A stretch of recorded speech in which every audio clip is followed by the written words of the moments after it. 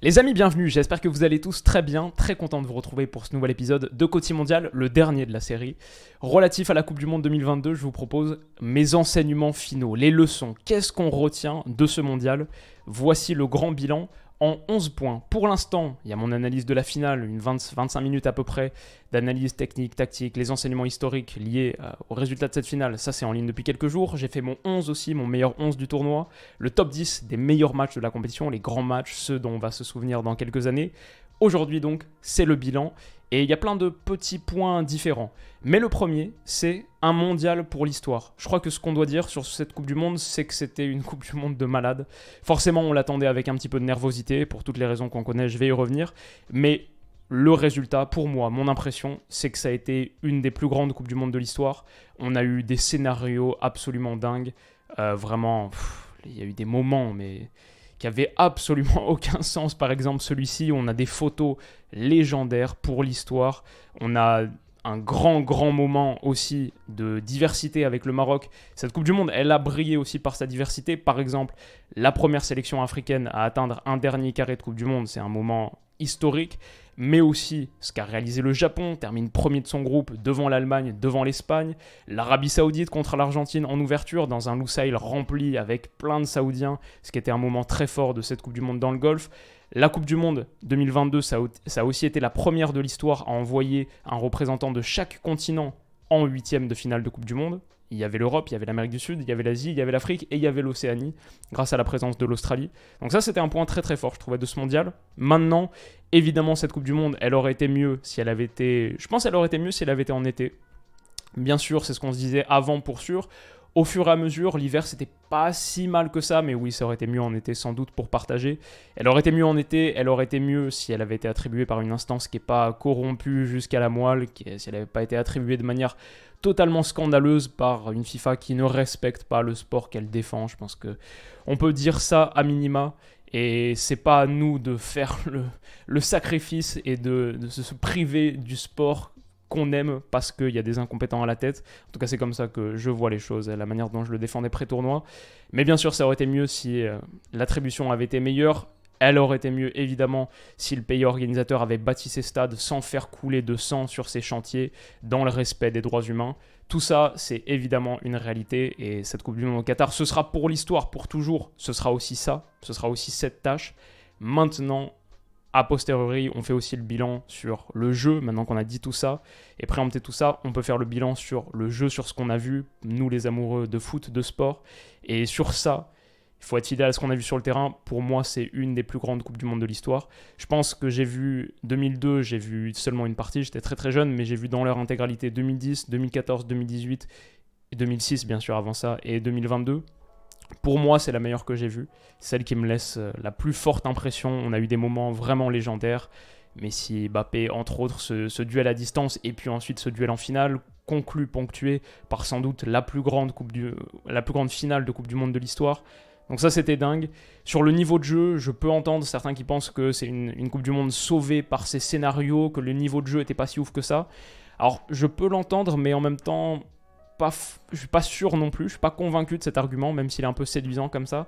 Je suis pas convaincu parce que le niveau de jeu était faible, mais par rapport à quoi? Si on compare au foot de club, oui, mais ça on le sait. Enfin, le foot de sélection, c'est toujours inférieur au foot de club. Mais par rapport aux autres Coupes du Monde, par exemple, je suis pas certain. 172 buts, c'est la Coupe du Monde la plus prolifique de l'histoire. Bon, le Brésil est pas loin. Le Brésil 2014, c'est 171. Mais déjà là-dessus, bon, c'est une Coupe du Monde tout à fait respectable sur son volume total de buts. Quand on compare par exemple à celle de 2006, qui pourtant c'est une de celles qui m'a laissé le plus fort souvenir, elle est nettement en dessous, 2010 encore pire. Donc déjà je dirais ça. Ensuite je dirais sur la production en tant que telle, ça me semble vraiment pas inférieur au dernier tournoi, encore moins à ceux d'avant. Et moi, j'aime beaucoup l'histoire du foot. Il y a une centaine de vidéos sur la chaîne qui sont consacrées aux grands moments de l'histoire du foot. Le Brésil 70, c'est la première vidéo que j'ai faite. J'ai consacré 25 ou 30 minutes de vidéo à une analyse de la finale de Coupe du Monde 74. On a couvert plein de tournois. 2002, on en a parlé pendant une vingtaine de minutes aussi. Bon, je pense que parfois, il faut enlever les lunettes dorées, le mythe de l'âge d'or, l'idéalisation du passé, la nostalgie. C'est un vrai phénomène. Et si vous êtes convaincu que cette Coupe du Monde, elle est vraiment faible par rapport aux autres sur la production, il y a un site que j'ai mis dans la description qui s'appelle Footballia, et c'est un site que j'utilise beaucoup, que je trouve vraiment, vraiment top. Ça, c'est, tu vois, comme ils le disent, don't just read about history, experience it. Ça, c'est un super outil pour se confronter à ses souvenirs et voir si on se souvenait vraiment bien des choses, et même avec notre regard d'aujourd'hui, comment est-ce qu'on juge, comment est-ce qu'on évalue. Parce que si tu regardes des matchs de Coupe du Monde du XXe siècle, c'est intéressant pour plein de raisons. Par contre, si tu me dis que la qualité, elle est supérieure à ce qu'on voit aujourd'hui, on ne sera pas d'accord. Je pense que c'est un bon outil. Si vous tenez cet argument, allez regarder au moins quelques minutes. Il y a tous les matchs de Coupe du Monde en ligne depuis 1958. Donc c'est vraiment, ou tous les gros en tout cas, et pour les dernières éditions, il y a tout. Donc n'hésitez pas à aller regarder, je pense que ça peut être intéressant. Voilà pour ce premier point. Deuxième point, Messi le GOAT, pour l'interrogation. Est-il devenu le plus grand joueur de l'histoire après ce mondial ? Ce qui peut être dit, c'est qu'il lui manquait cette Coupe du Monde pour être le meilleur joueur de l'ère moderne sans aucune contestation possible. Pour moi, il l'était déjà. J'en avais fait une vidéo en pré-tournoi, Messi, Ronaldo, Neymar, qui joue le plus gros sur ce mondial. Mais avec cette Coupe du Monde, désormais, il met fin à la conversation. C'est un peu une page de l'histoire qui se tourne. Moi qui ai commencé à suivre le foot en 2002, bon, j'ai grandi avec cette rivalité Messi-Ronaldo, ce choc entre deux énormes figures qui, personnellement, cette rivalité, je vais dire, elle ne m'intéresse pas du tout. J'ai jamais été particulièrement pro-Messi ou pro-Ronaldo, c'est vraiment pas un truc qui me fait vibrer. Pour moi, je vois pas pourquoi on devrait choisir en fait. Les deux sont trop kiffants. Je suis ni argentin, ni portugais, ni supporter du Real, ni supporter du Barça. Donc, moi, mon idée, c'est je prends le bon foot. Et ces deux gars-là ont été l'incarnation du bon foot pendant si longtemps. Maintenant, il n'y a qu'un seul titre de plus grand joueur de l'ère moderne. Bon, maintenant c'est assez clair qu'il est pour Messi. Je pense que ça ne peut pas être contesté. Même son tournoi où il marque 4 pénaltys, ouais, mais il y a 7 buts. Il y a un doublé en finale de Coupe du Monde. Il y en a 3 qui ne sont pas des pénaltys. Les pénaltys, il faut les marquer. Il donne 3 passes décisives aussi, dont cette magnifique contre les Pays-Bas pour Molina. Ce qu'il a fait avec Gvardiol aussi en demi contre la Croatie. Il marque son tir au but en finale également. Bon, la Coupe du Monde de Messi, elle est spectaculaire. Il est élu plus grand joueur de la compétition. C'est pas pour rien. Et Messi, le GOAT, toute époque confondue, il faudrait en faire une vidéo. Je pense que la réalité, c'est très dur à dire. Comparer les époques différentes, c'est pour ça aussi, typiquement, quand je vous parle des anciennes Coupes du Monde, je vois même pas comment tu peux vraiment comparer sur le niveau de jeu, par exemple, parce que c'est un football qui est si différent, en fait. Et peut-être le meilleur outil de comparaison, c'est se dire lesquels ont le plus marqué leur époque. Est-ce que la stature mythique de Pelé, ses accomplissements par rapport à quoi l'écosystème foot ressemblait à cette époque-là, est-ce qu'ils peuvent être... typiquement, tu vois, sur Messi, Maradona, Pelé, il y en a 2 dans cette conversation qui n'ont jamais eu de ballon d'or. Parce qu'à l'époque, on ne donnait pas des ballons d'or aux joueurs qui n'étaient pas européens. Donc, est-ce que c'est parce qu'ils n'ont pas eu de ballon d'or qu'ils sont forcément en dessous de Messi ? Non. Tu compares par rapport à ton époque, par rapport à ce qu'il était possible d'accomplir à cette époque, par rapport à quoi l'écosystème ressemblait à cette époque, le jeu, à quoi il ressemblait. Donc, voilà, il y a plein d'angles de discussion, mais pour moi, c'est plutôt comme ça qu'il faut voir la conversation. Et du coup, je pense que j'en ferai une vidéo détaillée, mais pour sûr, Messi, le plus grand joueur de l'ère moderne, ça, c'est devenu absolument incontestable. Et c'est quand même une grande leçon, un grand truc qu'on retire de ce mondial. Cette image-là, on va la voir dans nos cerveaux et sur nos écrans pendant des décennies. Ok, troisième point, après Messi le GOAT, Mbappé l'héritier. C'est un truc que j'ai tweeté ce matin. J'ai dit, cette Coupe du Monde a sacré le plus grand joueur de l'ère moderne et sans doute de l'histoire. Mais un GOAT peut en cacher un autre. Rendez-vous dans 10 ans. Moi, je trouve que ce qu'on a vu dans cette Coupe du Monde de Kylian Mbappé, puisqu'on connaît de lui, un joueur qui marque un triplé en finale de Coupe du Monde, qu'en a déjà une, qui finit meilleur buteur de sa deuxième, avec tous ses accomplissements, le destin qui est en face de lui, 23 ans seulement, 24 ans depuis, à l'heure où je publie cette vidéo, je crois sans doute depuis hier, même si pour moi c'est demain, à l'heure où je m'enregistre. Il a encore 10 ans, peut-être 12, 15 ans de carrière devant lui. Il peut réaliser de très grandes choses. Je pense que son premier ballon d'or est vraiment pas loin. Là, il est à une séance de tir au but de le prendre. Sur la suite de sa carrière, il en aura plus d'un. Je prends ce pari aujourd'hui. Et du coup, ouais, je pense que cette Coupe du Monde a encore davantage confirmé son statut, parce que Messi, 35 ans, va bientôt prendre sa retraite. Il est le futur plus grand joueur du monde. Est-ce qu'il peut devenir un futur GOAT, futur plus grand joueur de son ère ? En tout cas, cette finale, même si elle a fini par sacrer Messi, elle ressemblait aussi à une sorte de passage de témoin. Bon, Mbappé, l'héritier, je pense qu'on reviendra souvent sur ce mondial 2022 pour parler de tout ça.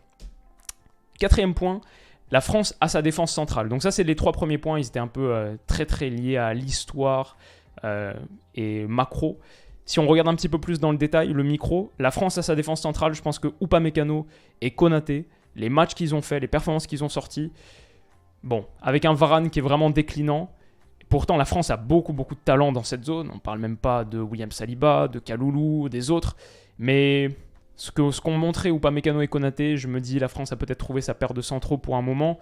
Avec Hugo Lloris qui commence à avoir son âge aussi, peut-être devant Maignan, les deux devant Mike Maignan, le triangle de fer. À voir, mais je pense que ça risque d'être une des leçons qu'on tire de cette Coupe du Monde. Mon 5e point, Bellingham sera capitaine, ou Bellingham l'âme d'un capitaine. Parce que ce qu'il a montré pour un gars de 19 ans, qui a démarré 100% des 5 matchs de l'Angleterre, qui a joué 92% des minutes, qui marque le premier but de l'Angleterre de la compétition, qui a fait une performance énorme contre le Sénégal en 8e, qui donne une passe décisive, une pré-passe décisive, et qui a montré par la voix, par le geste, qu'il était un des leaders, un des tauliers de cette équipe, à 19 ans, on le rappelle. Il m'a vraiment impressionné, il m'a vraiment bluffé. Bellingham, j'en ai fait quelques vidéos déjà, c'est pas la première, mais là, vraiment, sur ce mondial, je l'ai trouvé exceptionnel. Sur le penalty raté de Kane, là, à 10 minutes de la fin, il est le seul à venir consoler Harry Kane, lui parler en interview, d'après-match, pré-match. Moi, je regardais beaucoup, pas sur beIN Sport, mais sur la chaîne ITV ou BBC, les chaînes anglaises. Et il y a eu des interviews où vraiment la maturité qui dégage. Bellingham, à la fois pour sa qualité sur le terrain, en dehors, son leadership, futur très très grand. Et s'il ne prend pas le brassard vite, je suis surpris. Alors, il y en a d'autres qui sont un peu devant lui. Kane a encore des années devant lui. Mais Bellingham, vraiment, sacré gars. 6e point, l'Espagne doit se réinventer. Cette Espagne de Luis Enrique, qui a donc été démis de ses fonctions, démissionné. Cette Espagne finit première du tournoi sur le volume de possession avec 75,8 en 4 matchs. C'est 13 points de possession de plus que le deuxième. Elle a dominé le ballon. Elle finit contre le Maroc avec le fameux match à 1000 passes, avec plus de 200 ballons touchés par Rodri. Voilà, les chiffres, ils n'ont aucun sens. Mais est-ce que c'est vraiment ça qui permet d'être performant en foot de sélection? Jouer comme un club, avoir cette identité très très forte, très orientée ballon. Bon, finalement, si on regarde tout en bas, par exemple, le Japon fait 8e de finale, la Pologne aussi, l'Australie aussi, le Maroc va en demi. Ça, c'est 4 des 6 dernières équipes sur le volume de possession. La France, qui est en finale, 51,3, en plein dans le milieu. L'Argentine qui la remporte. Bon, bien sûr, c'est une équipe qui est très orientée ballon, mais elle est que 6e de ce classement. Tout ça, c'est par 90 minutes. Donc, est-ce que la possession, c'est vraiment l'axe à prendre? Est-ce que Rubiales... je me souviens plus de son nom, mais celui qui va remplacer Luis Enrique, qui a été nommé par Rubiales, est-ce qu'il va reprendre le flambeau de la possession? Est-ce qu'il va pouvoir conduire cette Espagne à une réinvention qui personnellement me paraît nécessaire? Est-ce qu'il a l'effectif pour? Ça, c'est un truc aussi, on peut se poser la question par rapport à l'Espagne. C'est vrai que, c'est peut-être que cette équipe, elle n'a pas vraiment les ressources pour, mais en même temps, on parle de demander une prolongation à Busquets, qu'il ne prenne pas sa retraite internationale. Voilà, pour moi, en gros, ce tournoi a montré que l'Espagne doit se réinventer. Je ne sais pas si ce sera fait ou de quelle manière, mais c'est un point sans doute à évoquer. 7e, la Belgique a gâché. Ça, c'est vraiment une conclusion qu'on peut tirer avec la retraite internationale d'Eden Hazard, avec Kevin De Bruyne qui a 31 ans, Romelu Lukaku qui en a 29, qui en aura 30 très vite, Thibaut Courtois, pareil. Ça, c'est les grandes stars de la Belgique et ils ont laissé passer l'opportunité de remporter un titre. La Belgique a gâché sa génération dorée en sortant en phase de groupe, vraiment dans des conditions assez catastrophiques. Roberto Martinez, finalement, son bail de 6 ans depuis 2016. Il y a eu de la progression, mais rien vraiment pour, même pas une Ligue des Nations, rien pour aucun trophée, pour vraiment rendre ça sonnant et trébuchant. Est-ce qu'ils peuvent rebondir? Est-ce qu'ils ont la jeunesse pour? Quand on voit Arthur Théâtre, par exemple, c'est pas mal. Fass, De Bast, Amadou Onana, que j'aime beaucoup. Bon, peut-être Doku, De Ketelaere, Openda. Il y a des petits Belges qui émergent. Mon idée, c'est que ça ne pourra pas être au-dessus de Prime Hazard, de Kevin De Bruyne, de Courtois, de Prime Lukaku. Je crois que cette génération qui arrive, elle est talentueuse, mais je pense que la vraie génération dorée belge, c'est celle qu'on a connue. Et ça ressemble vraiment à une opportunité gâchée. Alors après, il n'y a que X nombre d'équipes qui peuvent remporter des tournois internationaux. À chaque fois, il y a un vainqueur, 31 déçus.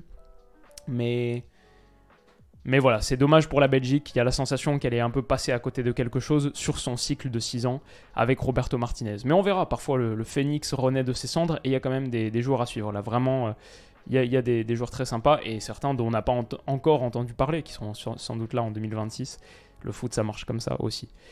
8e point, le Portugal a une opportunité. Je pense que ce Portugal post-Fernando Santos et post-Cristiano Ronaldo, qui n'a pas encore officiellement pris sa retraite internationale, mais sans doute qu'elle n'est pas trop loin, il y a une opportunité parce qu'il y a vraiment beaucoup de talent. Je pense ce côté gauche, Nuno Mendes, qui malheureusement n'a pas pu jouer assez de ce tournoi avec sa grave blessure.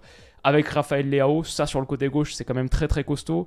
Félix, qui revient à un bon niveau, franchement, sur cette Coupe du Monde, il a été un des meilleurs. Et ça, c'est quand même, alors qu'il est très jeune. Bruno Fernandes et Bernardo Silva, qui ont que 28 ans. Voilà, si on regarde un peu l'effectif, Diogo Costa, c'est que 23. Ruben Dias, c'est que 25. Joao Cancelo, c'est que 28. Et derrière, sur les joueurs au milieu offensif, Vitinha par exemple, s'il passe une vitesse, il a sans doute, avec le Portugal, il n'a pas encore montré l'étendue de ses qualités, même au Paris Saint-Germain, il faut qu'il retrouve sa place de titulaire incontestable.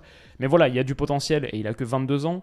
Bernardo Silva, Bruno Fernandes, 28 comme on a dit, Rafael Leao, 23, Joao Félix, 23, Gonzalo Ramos, 21, qui plante un triplé en 8e de finale de Coupe du Monde. Voilà, il y a de la qualité, il y a du talent, il y a quelque chose à reconstruire et à rebâtir pour ce Portugal si le choix de sélectionneur est bon, est fort. Pour moi, il y a une équipe qui peut arriver à l'Euro 2024 et à la Coupe du Monde 2026 et faire très peur. Parce que le gros problème de ce Portugal, depuis un moment, c'était devenu le plan de jeu un peu trop conservateur de Santos, ça fonctionnait pas bien. Là, c'est l'opportunité de rebâtir quelque chose. Et moi, c'est une des leçons que je tire de ce mondial. Enfin, 3 points règles un peu ou extra sportifs. Déjà, le temps additionnel effectif, pour moi, c'était une réussite. Peut-être pas 14 minutes, même si ça, je pense que c'est tiré du match Angleterre-Iran où le gardien Beravan fait une commotion cérébrale, donc ok, ça s'explique comme ça. Mais cette idée d'avoir un temps additionnel qui traque beaucoup plus à quel point le temps a été gaspillé ou perdu sur les 45 minutes, je trouve que c'est une très bonne chose, voire souvent du 7, 8, 9, 10 minutes de temps additionnel. Je pense que c'est un très bon point, que ça va réduire le temps perdu par les joueurs et c'est moins frustrant. C'est vraiment une bonne idée, j'espère l'avoir reconduite. Pas de groupe à 3 en 2026, je pense que c'est quelque chose qui est déjà en train d'être envisagé. Le format n'était pas encore totalement choisi de la Coupe du Monde 2026, mais on sait avec 48 équipes, bon l'idée c'est de faire 48 équipes, qui semble un peu absurde, mais l'idée c'est de faire quelque chose de différent. Heureusement, les groupes à 3, on est en train de revenir sur cette idée, déjà les possibilités de collusion était très forte, avec des matchs non synchronisés, mais franchement, ce tournoi et ces 3e journées de phase de groupe ont montré à quel point les matchs, les groupes à 4 avaient vraiment offraient des scénarios dingues, et ça, je pense que c'est aussi une grande leçon à tirer de ce mondial. Enfin, je dirais, les matchs de 20h sont supérieurs aux matchs de 21h. Alors, en Ligue des Champions, on ne peut pas vraiment choisir parce que c'est le format... Voilà, on est plusieurs Européens à être sur des time zones différents. Donc, si on passe nos matchs de Ligue des Champions à nous, qui sont à 20h45, si on les... Non, c'est 21h en plus, non ? Si on les passe à 20h, ça fait que les Anglais, eux, jouent à 19h. Bon, peut-être que c'est pas possible.